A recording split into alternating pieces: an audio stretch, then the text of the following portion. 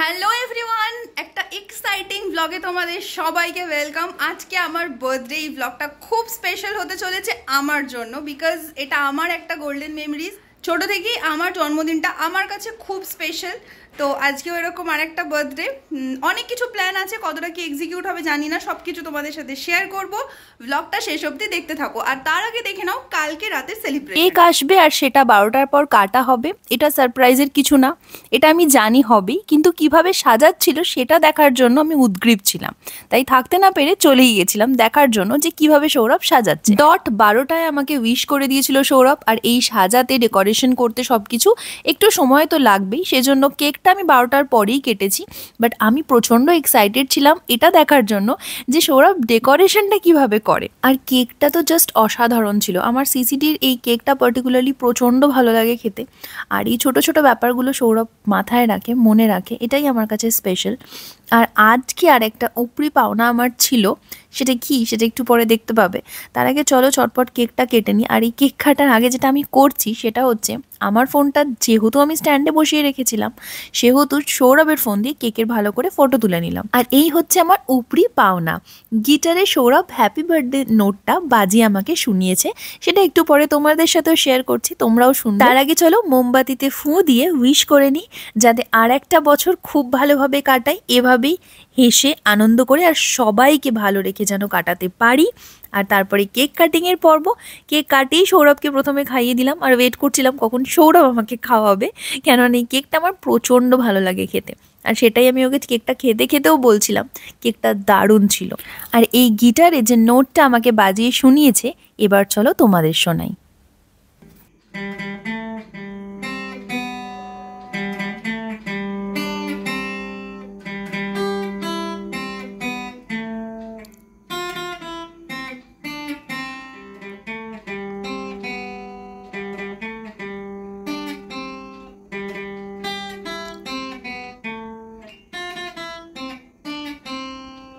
Nice.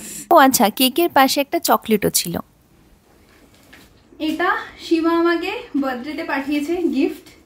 তো ও বলেছিল জন্মদিনের দিন খুলতে, আমি অনেকদিনই পেয়ে গেছি কিন্তু আমি এটা খুলিনি, তো আমি আজকে খুলবো। আর বলেছিল যে এক্সপ্রেশনটা রেকর্ড করতে, তাই জন্য সৌরভকে বলেছি পুরোটা রেকর্ড করতে। তো আমি এখন খুলছি। কিন্তু পারবি খুলতে?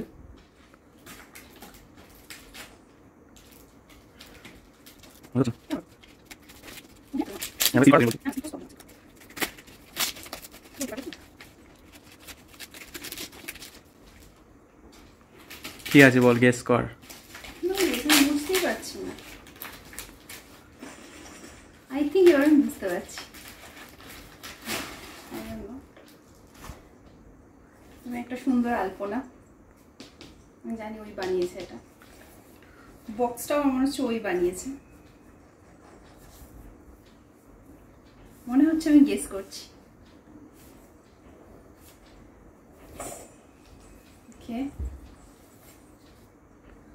আমি গেস করেছি এটা ওর লেটার। এটা আমি পরে পড়বো, এটা আমি অবভিয়াসলি এটা সামনে পড়বো না, ক্যামেরা ছাড়া পড়বো।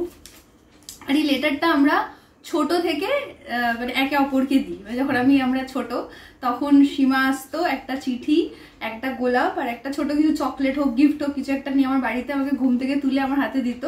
আর ওর বার্থডেতে আমিও গিয়ে ওকে দিতাম। তো এই চিঠিটা সেই তখন থেকে। আর এটা আমি গেস করছিলাম খুলতে খুলতে আওয়াজ পেয়ে, বাট এটা আমার কাছে প্রাইসলেস। এটা আমার কাছে প্রাইসলেস গিফট। Thank you. আমার ঘুঙরু ছিল, বাট সেটা আমি খুঁজে পাচ্ছিলাম না।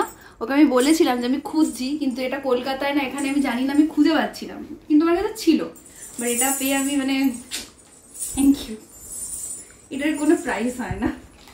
থ্যাংক ইউ, থ্যাংক ইউ সীমার জন্য। আমি চোখে জল এসে গেছি, বন্ধ কর। ফুল ম্যাড।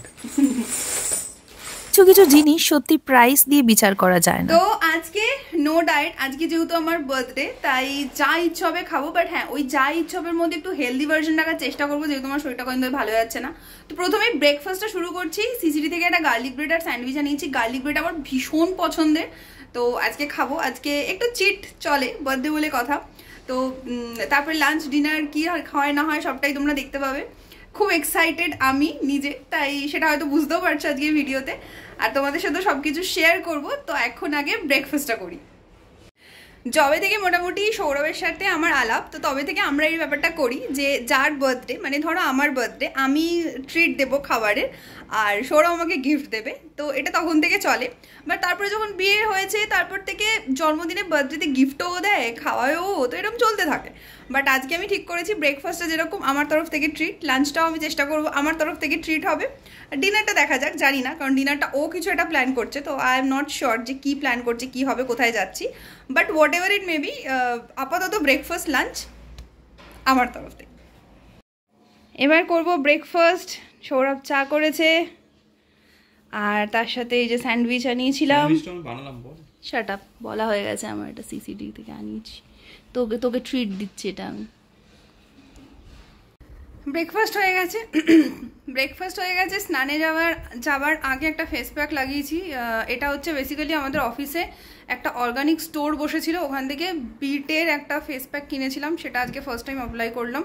তো এরপরে যাবো স্নানে, আর সৌরভকেও লাগিয়ে দিয়েছি, একবার দেখাচ্ছি, মুখটা দেখা। হাই হাই রে হাই লড়কা, হাই হাই রে হাই। স্নান হয়ে গেছে আমার, স্কিন কেয়ার কিছু এখনো করিনি, কিন্তু যেহেতু একটা ফেস প্যাক লাগিয়েছিলাম তাই স্নান করে বেরিয়ে আগে টোনার লাগিয়ে নিয়েছি। এবার দেবো পুজো, আর এখন ঘরের জামাটা আমি পরে নিয়েছি। পুজো দিয়ে আমি একটা নতুন জামা আছে, একটা কুর্তি আছে আর কি নতুন, ওটা আমি রেখেছিলাম আজকে পরবো বলে, দুটো কুর্তি রেখেছিলাম, তার মধ্যে একটা আজকে পরে পুজো দিতে যাব। আর আরেকজন সৌরভ এখন হচ্ছে জামা কাপড় পরে ট্রায়াল দিচ্ছে যে ও সন্ধ্যাবেলা কি পরবে, জন্মদিন আমার না ওর ভগবানই জানে। যাই হোক, তো এখন পুজোটা দিয়ে নিই। আর রেডি হয়ে গেছি, আর আজকে লাঞ্চটা আমরা স্কিপ করলাম, ভেবেছিলাম বাইরে কোথাও খাবো, কিন্তু অলরেডি ব্রেকফাস্ট করে খুব ফুল হয়ে গেছিলাম, তো সেই জন্য লাঞ্চটা বাড়িতে যে ডাল পোস্ত যা কালকের ছিল সমস্ত গরম করে অল্প করে খেয়ে নিয়েছি, মানে স্কিপই বলতে পারো, অল্প করে খেতে হয় তাই খেয়েছি। বাড়িতে পুজো টুজো দেওয়া হয়ে গেছে, আর এবার আমরা রেডি হয়ে বেরোচ্ছি বাইরে, মন্দিরে, একটু মন্দিরে যাব, আর তারপরে সেখান থেকে কোথায় যাই লেটস সি, দেখতে থাকো। আর সৌরভ রেডি হয়ে গেছে, তারাও দেখাচ্ছি।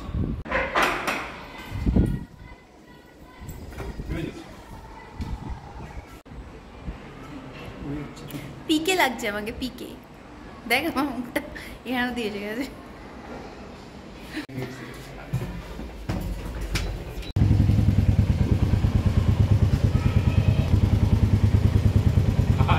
সাজগোজ করতে করতে দেরি তো একটু হয়ে গেছিলোই, কিন্তু ঠিক আছে, মন্দির আজকে আমি যেতামই, এটা আমি নিজেকে নিজে প্রমিস করেছিলাম। এরকম নয় যে প্রতি বার্থডেতে আমি মন্দিরে যাই, পুজো দিই, তবে আমার দিনটা শুরু করি। অ্যাকচুয়ালি প্রত্যেকবার জন্মদিনে এটা আমার মা করে আমার জন্য, কিন্তু এবারে সামহাউ মা মন্দির যেতে পারবে না, তো সেটা মা প্রথমেই সকালবেলাই বলছিল আমায়, এবং কিছুদিন আগেই, মানে জন্মদিনের কিছুদিন আগেও মা বলেছিল। তো সেই জন্য ভেবেছিলাম মা যে কাজটা প্রতি বছর আমার জন্য নিষ্ঠা ভরে করে, এবছর না হয় মায়ের খুশির জন্য আমি সেই কাজটা করলাম। বাড়ির সামনেই একটা কালী মায়ের মন্দির ছিল, তো ঠিক করেছিলাম সেখানেই যাব। তো সেখানে চলে গেছিলাম, আর পুজো দেওয়ার সময় ভিডিও করতে পারিনি, মন্দিরের ভেতরে ভিডিওগ্রাফি অ্যালাউড নয়, আর সেটা ঠিকও নয়। তো এই যে মন্দিরটা দেখো, তোমাদের দেখাবো। হ্যাঁ, তো এই মন্দিরটাতে আমরা যাই জেনারেলি, এই মন্দিরেই গেছিলাম, পুজো দিলাম। পুজো দেওয়ার পর এবারে যাচ্ছি সেকেন্ড ডেস্টিনেশন, আর সেটা হচ্ছে যাচ্ছি পার্লারে। তো আমি ঠিক করেছিলাম যে বার্থডের দিন আমি হেয়ার কাট করব। অন্য কোনো রিজন না, অ্যাকচুয়ালি এটা একটা সেলফ প্যাম্পারিং ডে বলতে পারো। তো চুল কাটা দিয়ে একটা গুড হেয়ার ডে দিয়ে ডেটা শুরু করতে চেয়েছিলাম। আর আমি অনেক দিন হয়ে গেল, মানে অনেক মাস, রাদার বছর, মেবি 1 বছর আমি চুল কাটিনি। আর এই ফার্স্ট টাইম আমি টোনি অ্যান্ড গাই ভিজিট করছি চুল কাটার জন্য। ঠিক করেছিলাম আজকে তো আমি এখান থেকেই হেয়ার কাট করব, জাস্ট টু সি যে ডিফারেন্সটা কি হয় অন্য পার্লার থেকে। আর হেয়ার কাটের এক্সপার্ট ছিল, আর আমার একটা খুব ভালো হেয়ার কাট করতে ইচ্ছে হচ্ছিল, তো এখানে চলে এলাম। লেয়ারের উপরে চুলটা কেটেছি, তোমরা দেখে বলো কেমন লাগছে আমাকে। লেন্থ কিন্তু বেশি ছোট করিনি, এরা যেহেতু কার্ল করে দিয়েছিল তাই হয়তো এখন একটু ছোট লাগছে, যেটা পরে আবার আস্তে আস্তে ঠিক হয়ে যাবে। বাট হেয়ার কাটটা আমার পার্সোনালি খুব ভালো লেগেছে, তোমরা ডেফিনেটলি কমেন্টে আমায় জানাও যে কেমন হয়েছে। ওয়েটিং টাইমটা একটু বেশি ছিল, সেটাতে আমি ওদের দোষ দেবো না, কারণ আমি অ্যাপয়েন্টমেন্ট না নিয়ে চলে গেছিলাম।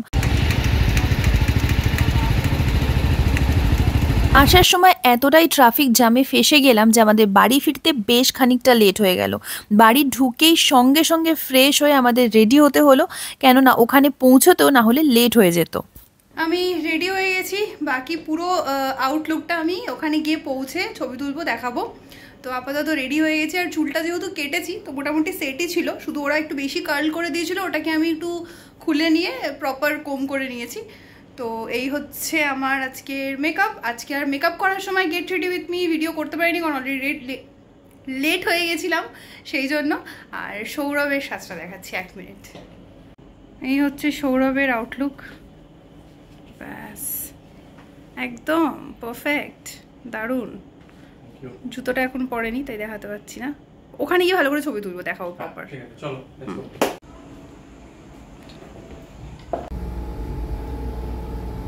এক্সাইটেড, লেট হয়ে গেছে, কখন পৌঁছাবে? অনেক কিছু করেছি তো লেট হয়ে গেছে। সুন্দর সুন্দর মেকআপ করেছি, আমি সত্যি পারিস না। আমার মেকআপে দরকার না। তাড়াহুড়ো করার কারণ হচ্ছে যেখানে যাচ্ছি সেখানে লাইভ মিউজিক স্টার্ট হয়ে যায় 8:30 থেকে, আর হয় 11:30 অবধি। তো অ্যাটলিস্ট যদি 9টার মধ্যে ঢুকতে না পারি তাহলে আর কতটুকু এনজয় করব। কিন্তু আমরা পৌঁছতে 9:30 বেজে গেছিলো।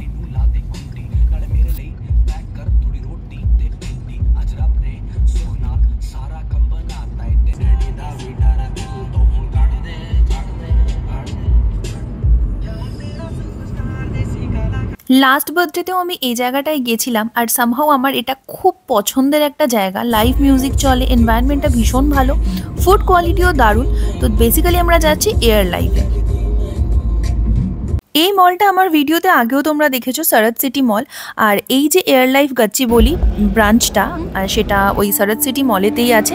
আমরা পৌঁছেও গেছি, লাইভ মিউজিক স্টার্টও হয়ে গেছিলো, খুব সুন্দর একটা বসার জায়গা পেয়ে গেছি খুব সামনে থেকে, তো আরও এনজয় করছিলাম।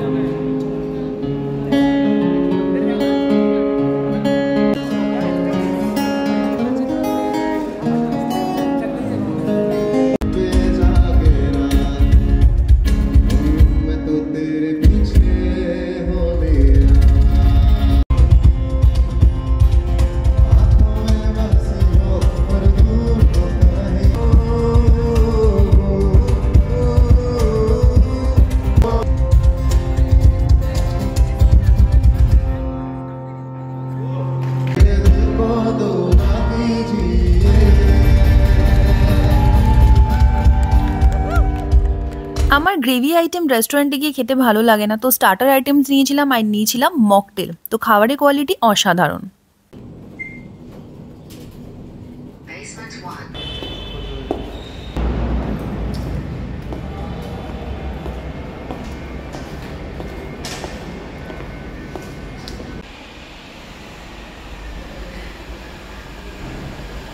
টাটা করছিস কি, বাড়ি চলে যাচ্ছিস?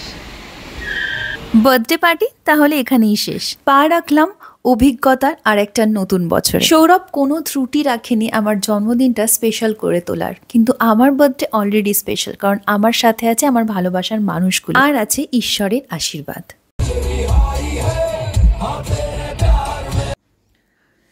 বাড়ি চলে এলাম। আজকে সারাদিন ধরে অনেক কিছু করেছি, খুব টায়ারিং একটা দিন, কিন্তু খুব ভালো লেগেছে। মানে মেন্টালি টায়ার্ড না, মনে হচ্ছে এখনো যদি আমাকে পার্টি করতে পারি এখনো সারা রাত করতে পারি। খুব মজা হয়েছে, সবকিছুর ক্রেডিট সৌরভকে, থ্যাংক ইউ সো মাচ। আর আমার 2 মাকেও থ্যাংক ইউ, আমাকে ভালোবাসা পাঠানোর জন্য, আশীর্বাদ পাঠানোর জন্য, গিফট পাঠানোর জন্য। ভাইকেও থ্যাংক ইউ, আর সৌরভকে তো অনেক অনেক অনেক অনেক থ্যাংক ইউ। হ্যাপি বার্থডে দিদি ভাইকেও।